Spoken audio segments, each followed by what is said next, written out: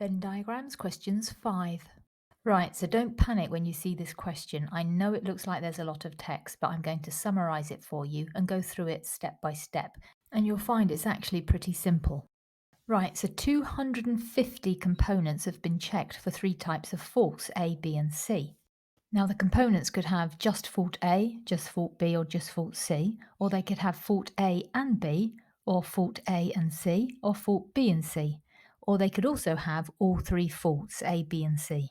Now, the question tells us that 4 components have just fault C, 8 components have fault A and C, 9 components have fault A, 7 components have fault B and C, 1 component has fault B, 5 components have fault A and B, 2 components have all three faults. So for part A, we're asked to draw a Venn diagram, which this time will have 3 different circles, one for each fault, A, B, and C. Then we can fill out the Venn diagram using the numbers we were given in the question, such as 9 components had only fault A, 1 component had only fault B, etc. And as 250 components were tested in all, we subtract all of those numbers from 250, which gives us 214, and that's the number outside of the circles. In part B, we're asked to find the probability that fault C occurs if we pick a component at random. Well, if we look at the Venn diagram and we add up all the numbers in circle C, we can see that 21 components had fault C. And as 250 components were tested overall, the probability of fault C occurring is 21 divided by 250, which is 0.084. And in part C, we're asked, given that fault B has occurred, what's the probability of having all three faults?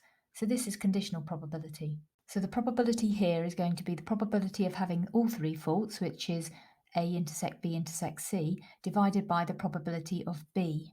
And we can see from the diagram that the probability of A intersect B intersect C is 2, the number in the middle, and the probability of B, if we add up all those numbers, is 15.